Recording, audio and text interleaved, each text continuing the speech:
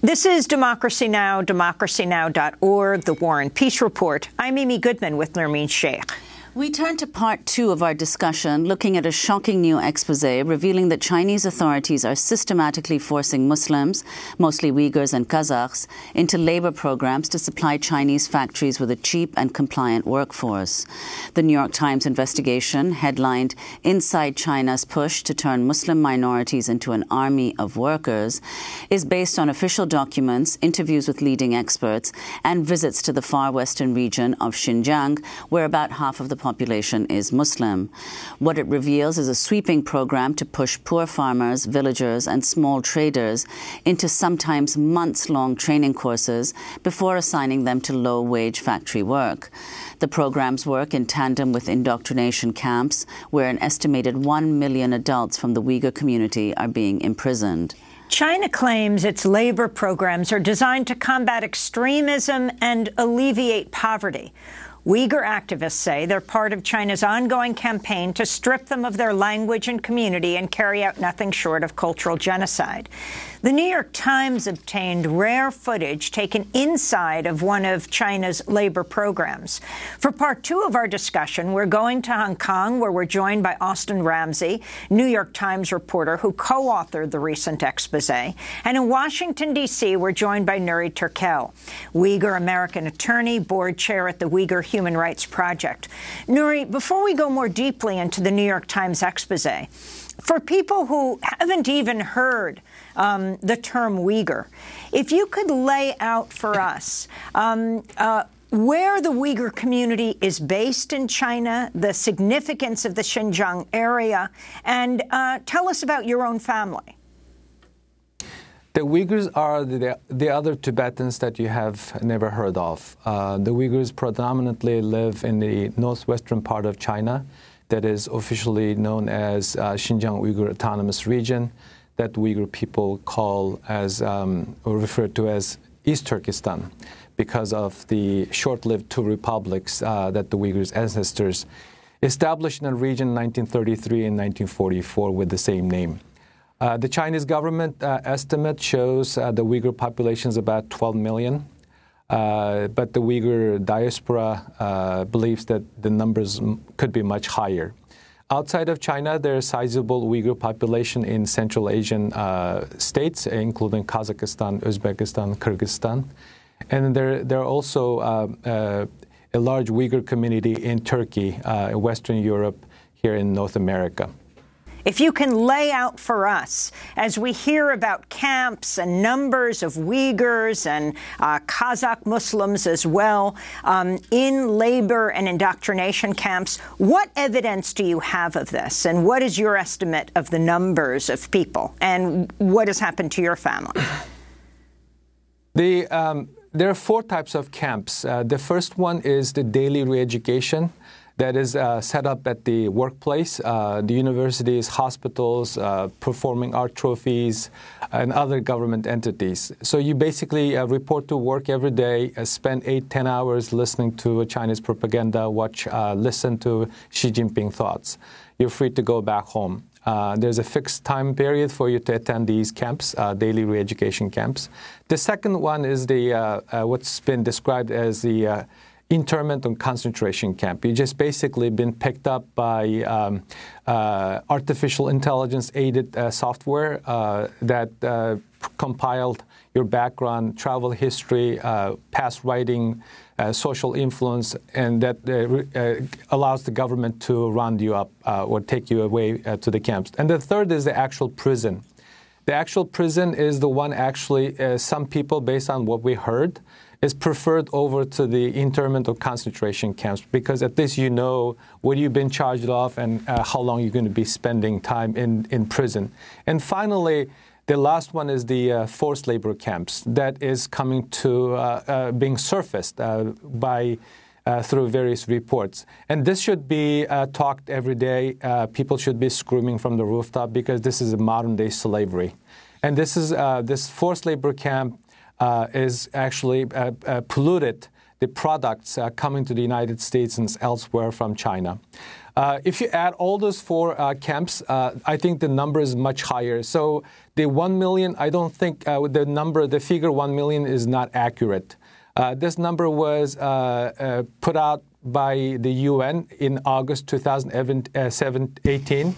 That number has been revised by Adrian Zendt, the German scholar, to 1.8 million based on the open source information. But this past May, Pentagon official Randy Schreiber said that the U.S. government believes there are up to 3 million Uyghurs being locked up.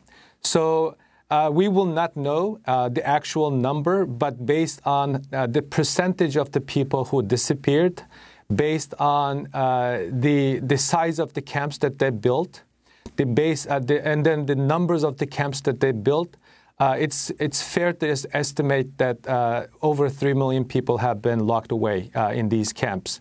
China, as we speak, is building the largest prison camps just outside of the regional capital. Based on various reports published in late 2018, some of the camps' expansion rate is about 465% in the short period of 18 to 20 months. So these are numbers. Let me put this in perspective. The D.C. population, Washington, D.C. population is about 750,000. So if you say that there are 3 million people that have been taken away, that's roughly 4 times the size of the Uyghur population who have been affected by these atrocities.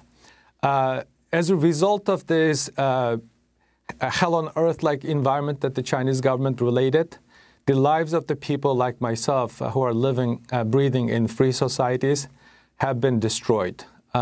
Because of the Chinese government's intrusive way of surveilling Uyghur lives in every aspect of Uyghur lives, the Uyghur parents and relatives cut off their ties to foreign-based family members because they didn't want it to be caught up in the Chinese surveillance and end up being in the camp.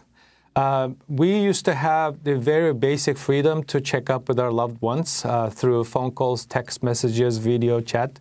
Even that kind of basic freedom have been taken away from us. So this is a common right here in the United States. And also the Chinese government, based on the report that my organization recently published, have been trying to intimidate and harass, and also in some instances try to recruit informants to report the political activities of the Uyghur people back to the Chinese government.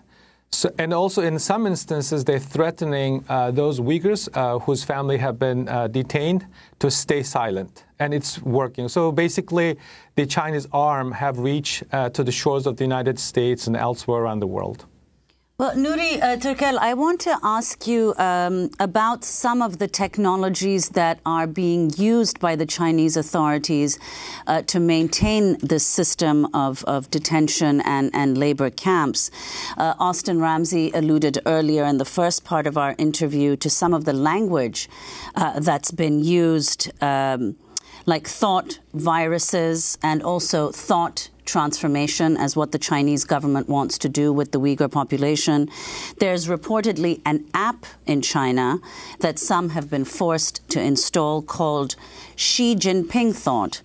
And this the Uyghur population has forced some parts of it to install this app. So on the one hand, there's that. On the other hand, the New York Times had another report earlier this year that the Chinese government is using a secret system of sophisticated facial recognition technology to track Uyghurs. The Times called it, quote, the first known example of a government intentionally using artificial intelligence for racial profiling. So could you talk about these technologies, Nuri, and also in the case of this Xi Jinping Thought app, the role of U.S. tech companies in developing this technology? Where do I begin? This is a loaded subject and not getting enough attention. Every aspect of Uyghur lives have been monitored and surveilled by the Chinese state. Initially, when we heard that the Chinese government were collecting iris samples, iris scans, DNA samples. A few years ago, we were scratching our heads and trying to figure out why would they do this kind of weird stuff, that we only read this in science fiction. But it turned out that this was in the building. This was in the making for at least 2 years prior to the news about the camps surfaced. So the Chinese government already was very successful building a securitized region by 2014. It was already looked like a military zone. One of the former government officials here in Washington said there are two places that are very safe in China. One is Lhasa and the other one is Urumqi. Evidently, that was not enough. And then Chinese come up with this counterterrorism claim to set up this nightmare situation for the Uyghurs and committing a genocide, cultural genocide in a daylight. So what they're trying to do is to force the Uyghurs to go through this human engineering with the claim that they are clearing out extremist thoughts. To the Chinese government, extremist thoughts is the Uyghurs' centuries-old ethno-national heritage, religious practices, the language, and way of life. If any government attacking any group or group of people with a very specific mindset to destroy their ethno-national identity, focusing specifically on women and children, this constitutes cultural genocide. But the Chinese government have been making this claim that they have to do this in order to prevent terrorism. Anyone can, we all often hear some of the violent incidents took place during the period of 2012 and 15. But even if that constitutes an act of terrorism, then the government should go after those people, not the entire population. What we're looking at is more than 20% of the Uyghur population have been taken away. So last time I checked, none of the governments been attacked by terrorists set up a concentration camp. We live in the United States.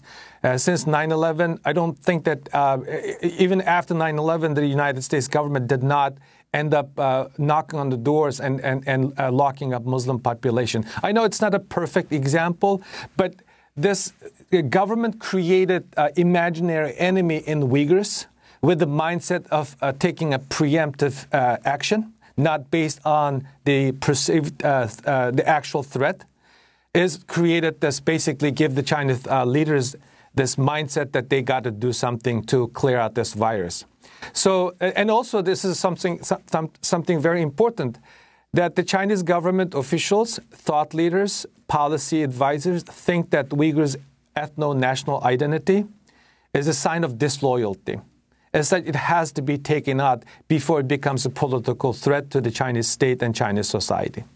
You said right now that the example of the U.S. and what they did after 9/11 is not a perfect example, but in fact, isn't it post 9/11 what America did? Isn't that the example that President Xi Jinping cited when he implemented this policy, that we should do what America did after 9/11? That is one of the takeaway from the leaked documents reported by New York Times. Even the way that the Americans responded, even the way that the Bush administration responded to 9/11 attacks, were not enough for the Xi Jinping when he ordered his people. He was even instructing the Chinese officials to come up with even harder measures. So that's why I said it's not even a perfect example. But, you know, and sometimes people even calling these camps a re-education camp, that personally makes no sense to me. So if a government locks up, look at the historic reference, Nazi concentration camps, Japanese internment camps, and others. There's several things in common. One, they're picked up by their race and ethnicity indefinitely, without any judicial process. And one of the hallmarks of these camps, people don't know why they are there and when they will be out. So the Chinese government set up a concentration camp with a very specific genocidal intent under the guise of fighting terrorism. This is very unique in of itself. Sometimes I hear people say, what about this and what about that? That's exactly what the Chinese government trying to promote. You made a mistake, therefore our mistake should be accepted as a way to deal with this imaginary enemy in Uyghurs. I wanted to turn to a piece earlier this year that Nermeen was just referring to about the Chinese government using a secret system of sophisticated facial recognition to track Uyghurs. The Times calling it the first known example of a government intentionally using artificial intelligence for racial profiling. Can you expand on this, Austin? That was a piece by some of my colleagues, and essentially, it was an ongoing effort to try and use DNA samples that have been taken from the Uyghur population and try and use those to create a system that would help cameras identify people based on their ethnicity by their genetic material. It's not. Our understanding is not fully implemented, but it's an example of efforts to try and use technology and the fringes of technology to try and control population in Xinjiang. And it is an extreme example, and in many ways it grabs a lot of attention. And the fact is that there are much more common technologies that are being used in Xinjiang every day. There are police stations in some places that are set up every 100 meters. There are huge networks of cameras. There are devices to pick up cell phones and track people based on their phones and things like that. There's facial recognition technology used in entryways to buildings and public places, mosques. And so there's a wide range of technology, and of course humans, huge numbers of people to occupy those police stations and checkpoints and things like that. So there's a wide range of surveillance from sort of the fringes of new technology to the very basic police on many corners, all meant to sort of control the minority populations in Xinjiang. Let me turn to some clips from Chinese television. This is Liu Shen, an anchor for the state-run China Global Television Networks. What's wrong with rehabilitation? What do you think about rehabilitation for minor offenders of criminal acts? Is there any better way to deal with them than providing de-radicalization courses if they show true remorse for what they did? If they're willing to learn new skills so they can return to a normal life? This is what China has been doing in Xinjiang over the past 3 years.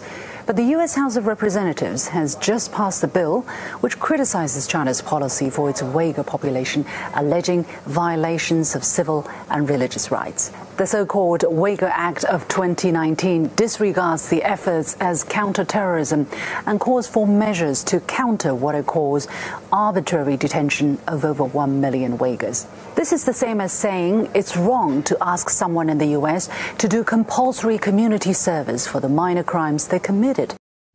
Later in the broadcast, Liu Shen says the United States has no right to criticize China. What's happening is an anti-terror struggle, but also a process of helping people find their way. In China, such practices have a long history of several thousand years, with numerous stories, anecdotes, dramas, and classic literature of families and neighbors coming together to help rescue those who are lost. The United Nations 2016 Plan of Action to Prevent Violent Extremism blames, among others, poverty, unemployment, the cynical distortion and misuse of religious beliefs as the backdrop and motivation of violent extremism. The document proposes countermeasures such as educational and economic opportunities, as well as vocational training resources. China is doing this in good faith. Ironically, When life returns to normal, Nancy Pelosi and her colleagues are angry, just as they were over Hong Kong. Do they know many of their fellow citizens are doing the same in their communities? What if China passed a law critical of US-style community correction for minor offenders? I only ask, what's wrong with rehabilitation simply because it's done by China? And finally, I wanted to turn to Chinese state media promoting the relocation of ethnic minorities as a way to eradicate poverty. Again, this clip appearing in a New York Times video accompanying the article that was co-authored by Austin Ramsey, our guest. Promoting the employment transfer of rural and urban surplus laborers from Kashgar and Hotan and increasing their income reflect the CPC Central Committee, General Secretary Xi Jinping, and Xinjiang's Party Committee and government's care for all ethnic groups in Kashgar and Hotan. Ramsey, if you can decipher this for us. The Chinese government has not been terribly forthright about these camps. For a long time, they denied their existence. And it was only after extensive reporting by ourselves and other media outlets, by researchers and activist groups to document what was happening, that they've revealed more. But they still frame them in these terms. And so with the CGTN anchor speaking earlier, when she described these as people who have committed minor crimes, I've talked to people who have been in camps. I've talked to many people who have family in camps. There's been extensive documentation of the reasons that people are put in camps, and most of these things do not count as crimes at all. You can be put in a camp for, say, traveling to a Muslim majority country. You can be put in a camp for having WhatsApp on your phone. You can be put in a camp for having a beard, for being devout, for praying regularly. These are all things that are not crimes, and if a member of, say, the Han majority in China did any of these things, they wouldn't be put into camps. And so the government has become, and the state media has become much more active in trying to define the narrative around these camps. But there's still a lot of inaccuracy in how they describe them, and I feel that they're trying to mislead the world in terms of what's happening there. And how do you have access to the Uyghur community, Uyghur refugees from Xinjiang? Where have you been interviewing them? I've interviewed people in Kazakhstan, in Almaty. I've interviewed people in Istanbul, Turkey. And I've also spoken with people, Japan, Scandinavia, United States. As Nuri explained, the Uyghur community and other Turkic minority groups have the diaspora spread around the world, and none of these people are untouched by what's happening. Well, I'd like to bring Nuri back into the conversation. Nuri, could you talk about what you know is being done, if anything, to limit the access of the Chinese government to these surveillance technologies? Before I get into that important subject, let me point out something so important. Those of individuals and groups and government officials working on the Uyghur issue should feel gratified by seeing this aggressive narrative and campaign coming out of Beijing.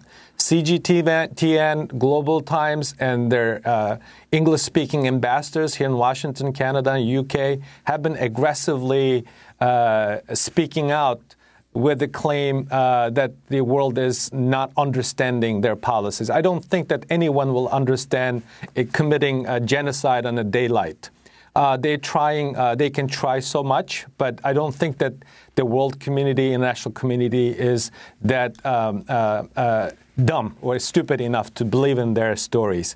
And also, this is a sign of this is a clear sign that the international pressure is working, because the way that they're coming out, including this person that you showed, I don't think that she will say the same thing if she's been taken to the camps because of her family connection to Germany or Turkish people.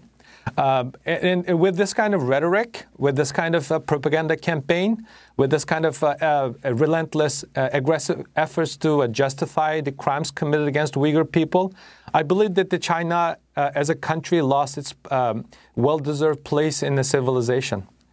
This is wrong in all aspects, all fronts. And then to the other question, I think the Uyghurs happen to be a wrong type of Muslim, and the China appears to be the wrong type of adversary for the international community to take on.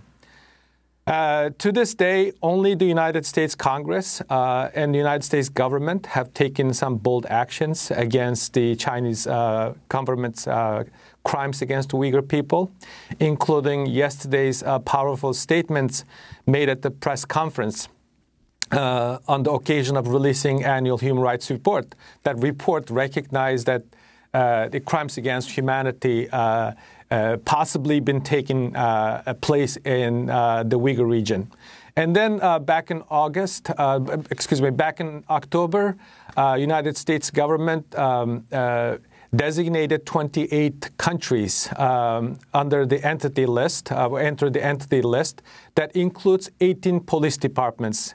Basically, the United States government, for the first time, imposed export control on the entire police department in the region, adding to the and then the other parallel government entity called Xinjiang Construction Corp that has been building much of the camps around the region, and also some Chinese entities. So this kind of measure eventually will create a crack in the system and also put pressure on the Chinese government to correct some of their behaviors. And legislatively, since late 2018, United States Congress has been considering the Uyghur Human Rights Policy Act. On December 3rd, with 407 to 1 vote, U.S. House of Representatives voted out a significant bill, which is currently being considered in the Senate. Yesterday, Senator Rubio and others at the press conference said that this bill has a very good chance of passing and becoming law. So the United States government should not be the only government speaking out against these atrocities. We're looking for leadership in Europe as well, especially some of the European countries that have experienced, survived fascism and Nazi Germany should be vocal. The feigning ignorance, like some of the Muslim country leaders, or staying quiet on the face of this evil is untenable and unconscionable. Let me highlight that this is no longer the matter of only for the Uyghurs or what CCP stands for, the CCP Chinese Communist Party.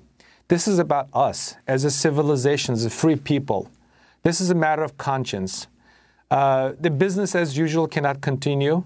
It's not only mind-boggling, but it's disheartening that some of the world leaders are still shaking hands with Chinese leaders who are responsible for the atrocities committed against Uyghurs and other Turkic Muslims in the Uyghur region. Nuri Turkel, can you talk about your own family? How much access do you have to them? Are you able to communicate with them? I came to the United States 25 years ago, and in my entire 40-some years of adult life, I only spent first 17 years of my life with my parents. Since my law school graduation 2004, I have not seen my parents. They were here in Washington last time to attend my commencement. After that, we were able to communicate through telephone calls, video chat. But in late 2006, early 2007, Chinese government confiscated my parents' passports simply because my brother was in the process of marrying Rabia Qadir's daughter, who was China's public enemy #1 from the Uyghur population. So because of that marriage that my brother entered into back in 2007, the Chinese punished my parents and took away their passport.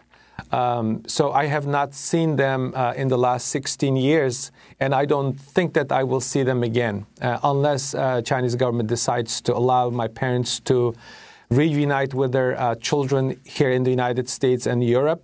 My parents have 8 grandchildren. They only met 3 of them. They are still in the region, and they have no one to take care of them.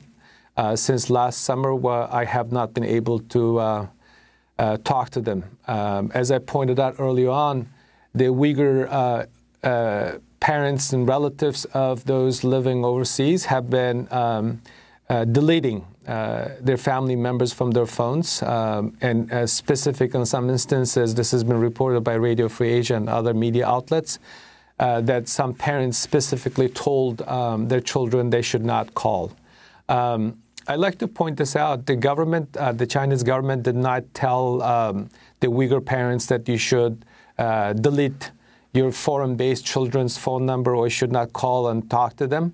At least we don't have evidence to that effect. But because of the software, the operating system, IJOP, that the government built to collect personal data, the Uyghurs being randomly subject to data scan in the middle of daylight on the streets, street corners. As Ramsey pointed out, there's a widespread police apparatus established already in the region. So the Uyghur individuals are afraid of being caught up. If their phone shows some phone numbers, some images, or some caches, visiting from some websites. So that's part of the reason that the Uyghur parents cut their ties to their foreign-based children or loved ones. Austin Ramsey, you did a piece on December 30th. China's relocating Uyghurs and other Muslim minorities to urban areas as part of a contentious labor program. The Times obtained rare footage taken inside one. Take us through this labor camp. Tell us what you found, how you got this. The video itself was obtained and reported on by some of my colleagues in New York.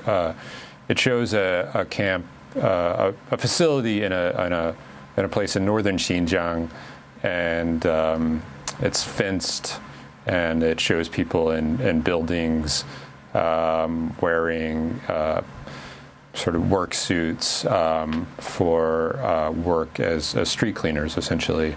And there's a brief interview with one of the people, a man, and he describes not being able to travel back to his home in southern Xinjiang to see his family. He describes the wage, which he says is much lower than he earned before.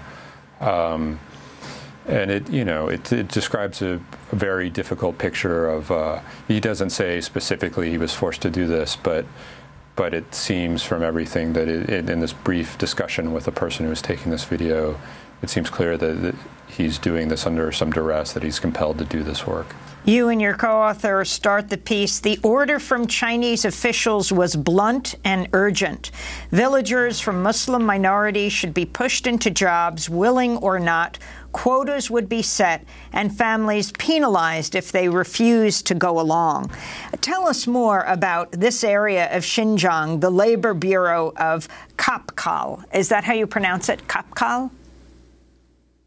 That's right. That's a part of far western Xinjiang, where they put a large number of documents related to the work program on their website, and it was very useful to us to establish what was happening there. But they were sending people off to other parts of China to work in factories, and it described the orders for local officials to make sure that people complied, and they were to figure out how trustworthy these people were based on their willingness to do this work, and people who were unwilling were told to be turned into people who were made willing. And the exact punishments weren't listed out, but it became very clear that the officials who were tasked with these responsibilities had to make sure that this happened, that they met their quotas, and they sent enough people off to these work programs. Well, I want to go back to Nuri Turkel. Nuri, you mentioned earlier, we played a few clips of a Chinese state media justifying these internment and labor camps, and you said that that indicates that international pressure in part is working, which is why the Chinese government is becoming more defensive and engaging in this media campaign. But you've also said that if any other country, and especially the United States, locked up 1 million or even 1,000 Muslims in a labor or detention camps, there would be far greater outrage globally, certainly from Europe, but also from elsewhere. And you say that that's not happened sufficiently in the case of China. Could you explain why you think that is, China's increasing economic power, not just in Asia, although there it's substantial, but also its leverage with Europe as a result? And then I also want to ask you about why it is that Muslim countries have, for the most part, either not said anything, or in the case of Saudi Arabia, and not just Saudi Arabia, the Crown Prince Mohammed bin Salman coming out and saying that it is China's right to do what it's doing with the Uyghurs. This was last year. About 2 decades ago, when the West, especially the United States, tried to bring China into the international community with providing technology and trading opportunities and others, with the mindset that this will make China more free, more open. Conversely, China became a very powerful country with lots of money, lots of diplomatic influence, global influence. But instead of changing the society into a free society, they are trying to restrict or exporting their version of authoritarian governance around the world through technology, through economic influence, through diplomatic pressure. So the Ramsey's paper, New York Times, reported in May that about 18 countries have already adopted Chinese surveillance techniques to monitor and surveil their own citizens. And Chinese are using their money to bribe or buy out silence around the world.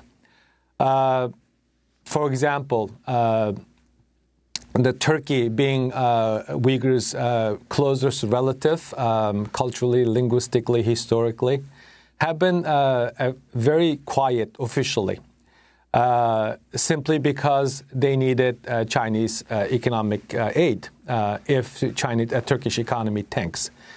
There are several examples like this, and also on international bodies like at the United Nations. They have been rallying support not only to stay silent, but also managed to have about 55 countries to sign a joint letter rebuking another joint letter by 22 countries from the West plus Japan, criticizing the Chinese government. So the Chinese money, China's diplomatic influence, and willful ignorance of some world leaders in the business and government have given a sort of green light to Uyghurs' tormentors, the Chinese Communist Party. They have changed some of their behaviors. For example, they, because of mainly as a result of the international pressure, the United States publicly condemning and speaking out with probably the strongest language. The Chinese government has changed some of its behaviors. For example, released several Uyghurs, high-profile Uyghurs, but their millions are still languishing in Chinese prison. It is mind-boggling why the Muslim communities appear to be hypocritical when the West, the United States, does something, say something against the Islamic faith or Islamic people. You see street protests all around the world. But when it comes to the Uyghurs, some reason they either just being ignorant or don't want to pick up a fight with the Chinese. But in all fairness, we're seeing some a change in the public support for the Uyghurs in some Muslim streets, mainly because of this German soccer star Mesut Özil about 2-3 weeks ago tweeted out a very powerful message calling attention to the Uyghur crisis while shaming the Muslim countries and governments around the world for remaining silent or supporting the Chinese regime. With Mesut Özil's tweet, social media, he has a total of 75 to 80 million followers around the world. He's one of the most well-known soccer stars around the world. The New Zealand athlete by the name Sonny Williams also came out, posted a tweet, a message on his Twitter account. So and maybe because of that, some Muslim countries start seeing street protests. Indonesia, we've seen some people showing up in even Palestine. We've seen the Bahrain parliament condemning the Chinese government. The one significant country needs to take up the leadership in this is the Turkish government. The Chinese government cares so much about what happens in Ankara. It does not appear to be like that, but there's an enormous public sympathy and support for the Uyghur people. If China loses Turkey, I don't think their BRI project in the Eurasia continent, Belt and Road Initiative, will be successful. For what's worth, the Turkish government is still very influential government in the Muslim countries around the world. President Erdogan, for what's worth, still very influential individual in the Muslim streets and Muslim societies. If someone like him comes out, publicly condemn, this will change the landscape. Austin Ramsey, I just want to ask you before we lose your satellite about the Hong Kong protests. And if protesters in the streets of Hong Kong ever raise this issue of the Uyghurs, and also just separately, we've seen up to this date something like 7,000 protesters arrested. If you can talk about the state of the protests now as you're in Hong Kong. Hong Kong protesters have raised what's happening in Xinjiang. A few weeks ago, there was a rally in solidarity with Uyghurs, Kazakhs, and other Turkic people in Xinjiang. And you often see graffiti to the effect of, if we don't fight, Hong Kong will be the next Xinjiang. This is, in many ways, the sort of fundamental concern that animates what's happening in Hong Kong, that they feel their freedoms are being restricted, and if they don't fight back, Xinjiang is the worst case scenario of what could happen in China in terms of surveillance and control. The protests in general have slowed a bit, which is not to say the protest movement is over by any means. They're still quite large protests. There was a march on January 1st that saw tens, if not hundreds of thousands of people. The anger is still quite high with the government, with the police. And so we are now looking to see what the next stage of this will be. I think there will be less activity on the streets, but there will be, there's still a lot of anger with the government, and the government is in a very difficult position. They're quite unwilling to respond to any of the demands of the protesters, and that means that it's very hard for them to do anything because trust is so low. So the protest movement and the effects in Hong Kong are by no means over. And before we conclude, Nuri, I want to ask you, as a prominent voice of Uyghurs, as a Uyghur American attorney here in the U.S., do you have concerns for your own safety? Frankly, yes. We all should be concerned about our safety, especially a powerful government as the Chinese government, the PRC.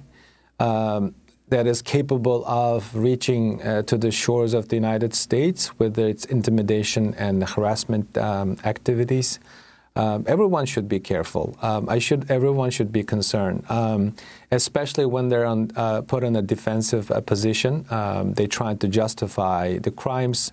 Sometimes it just bothers me when our media outlets describe the Chinese TV personnel or someone who says something on the paper as a journalist. They're not journalists. They're propaganda spin doctors. So it's working. They're doing a better job, sadly, than us. So there's a lot of misinformation. Misinformation is around. And the disinformation campaign has been very effective. So it could provoke someone or somewhere. Yeah, it is concerning. We've seen this, how activists or the government critiques end up. Let's don't forget what happened to the Washington Post journalists in Istanbul. Let's don't forget about the Russian activists in the streets of Moscow or elsewhere. So it's, people should be mindful, especially when dealing with governments like the Chinese government. Well, we want to thank you both for being with us. Nuri Turkel, Uyghur American attorney, board chair at the Uyghur Human Rights Project. And thank you so much to Austin Ramsey, Hong Kong reporter for The New York Times, co-author of the investigative series looking into the forced labor of Chinese Muslims. His most recent piece, Inside China's Push to Turn Muslim Minorities into an Army of Workers. We'll link to it.